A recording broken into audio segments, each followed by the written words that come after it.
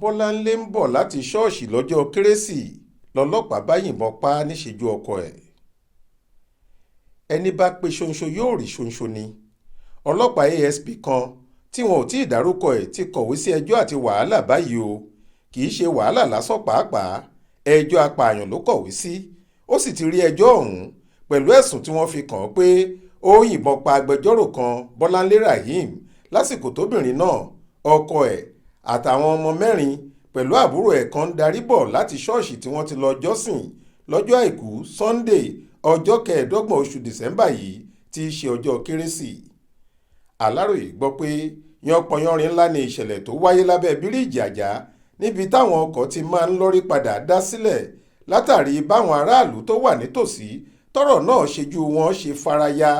Wọ́n ní àríbọnyọ̀ ẹ̀dá kan ni ọlọ́pàá tó fẹ̀mí obìnrin arẹwà náà ṣòfò láì nídìí.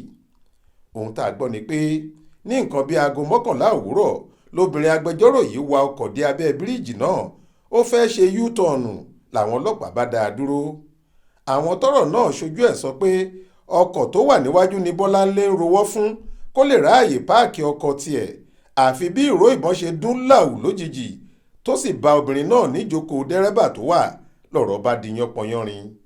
Wọ́n sáré du ẹ̀mí olóògbé yìí. Wọ́n gbé e lọ sọ́sibítù aládàáni kan tó wà nítòsí, ṣùgbọ́n aṣọ kò bá ọmọyẹ mọ́.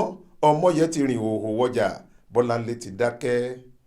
Wọ́n lójú ẹsẹ̀ tọ́lọ́pàá yìí ti rí ohun tó ṣẹlẹ̀ ló ti bá ẹsẹ̀ ẹ̀ sọ̀rọ̀, àmọ́ àwọn èrò àtàwọn ọlọ́pàá ẹgbẹ́ ẹ̀ ni wọ́n lé e mú tí gbogbo wọn sì kó rẹ́rẹ́ lọ sí tọlọ́pàá ní tẹ̀sán àjà. Alukoro iléeṣẹ́ ọlọ́pàá ìpínlẹ̀ Èkó SP Benjamin Hundeyin ti fìdí ìṣẹ̀lẹ̀ yìí múlẹ̀. Ó láwọn ti mú agbófinró tó tẹ òfin lójú yìí, àwọn sì ti bẹ̀rẹ̀ ìwádìí lórí ẹ̀. Hundeyin ní òní ọjọ́ 25 oṣù December wọ́n fẹ̀sùn kan ọlọ́pàá ASP kan pé ó yìnbọn pa obìnrin kan lájà.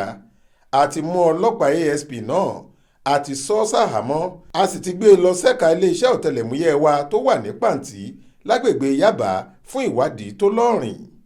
Bákan náà, ọ̀gá àgbà pátápátá iléeṣẹ́ ọlọ́pàá ilẹ̀ wa IGP Usman Alkali Baba ti gbọ́ síṣẹ̀lẹ̀ yìí, ó sì ti pàṣẹ pé kí wọ́n ṣèwádìí tó péye lórí ẹ̀. Nínú ọ̀rọ̀ kan tí alukoro àpapọ̀ fáwọn ọlọ́pàá CSP Olúmúyìwá Adéjọbí fi sórí ìkànnì Twitter rẹ̀ lórúkọ ọ̀gá rẹ̀, ó ní Alkali Baba kọ̀rọ̀ ojú sí ìṣẹ̀lẹ̀ yìí torí ìwà náà kò bá òfin àti ìlànà iṣẹ́ àwọn ọlọ́pàá mu. Ó ní ìwà tó ń ta ẹrẹ̀ sáṣọ àlà iléeṣẹ́ ọlọ́pàá ni, torí ẹ̀ àwọn máa túṣu ọ̀rọ̀ náà désàlẹ̀ ìkòkò, ẹlẹ́ṣẹ̀ kan kò sì ní lọ láì jìyà. Olórí àwọn ọlọ́pàá náà tún kẹ́dùn pẹ̀lú àwọn mọ̀lẹ́bí olóògbé, àwọn ọ̀rẹ́ àti alájọṣiṣẹ́. Ó sì ṣàdúrà pé k'Ọlọ́run tẹ́ sáfẹ́fẹ́ rere. Yorùbá bọ̀ wọ́n ní ẹni tó gbégi eléèrà sórí ogun járíjárùn ló kọ̀wé sí.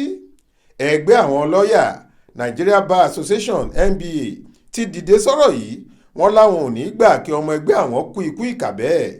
Olóògbé Bọlanle tó jẹ́ ọmọ ẹgbẹ́ NBA ẹ̀ka ti Èkó làwọn agbẹjọ́rò ẹgbẹ́ ẹ̀ sọ pé lọ́ọ̀yà tó kọ́ṣẹ́ mọṣẹ́ tó sì ń ṣojúṣe ẹ̀ nínú ẹgbẹ́ ni.